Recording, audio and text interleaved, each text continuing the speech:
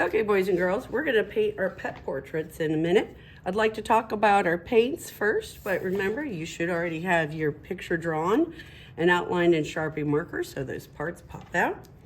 So first, let's talk about temper cakes. Even when they're not brand new, they still work perfectly fine. This little piece of blue has got lots of life left on it. You're going to have two brushes today, a small one for small areas on your picture and a bigger one for bigger areas. I'm going to go ahead and use some blue. Right now, I'm going to swirl it around. If I just swirl it a little bit, I get a really light color, and when that dries, it'll be even lighter.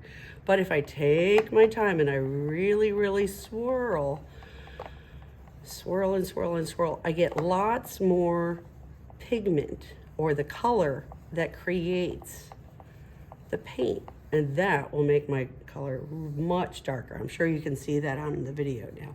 And you can imagine you swirl, swirl, swirl, swirl, swirl some more, and it should become even darker, and that would be quite a difference. So take your time when you're swirling. Don't worry about if there's a hole in it. That's not going to hurt you any. And then let's get to our painting. Remember, we're going to try to paint the big areas first with lots of excitement. I'm going to use maybe some red here, and I'm going to paint the background. I'm going to swirl, swirl, swirl, swirl. Don't worry if it jiggles back and forth. That just means there's a little bit of a crumbly temper cake under there. And I'm just going to take my time. Notice I can get a nice tip on there. That's because I was swirling nicely. If your brush isn't with a nice point on it, take a minute, dip it in the water. There we go. You can see it's nice and bright colors. And when it dries, it'll be a little lighter, but not much. There we go. Take your time as you're painting in. Try to fill up the whole area. There we go.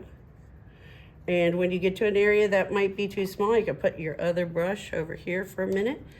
And I'm going to take this little tiny brush, and I'm like, you know, I don't have to fight so hard to get around these areas. I could use my small brush and get the details and then go back in with my bigger brush. All right, it's no fun to watch the art teacher. I'll show it to you when we're done. Go have fun painting. And remember, don't bang your brush. You have a rag, wipe your brush here so you don't get your friends dirty. All right, go have fun, kids.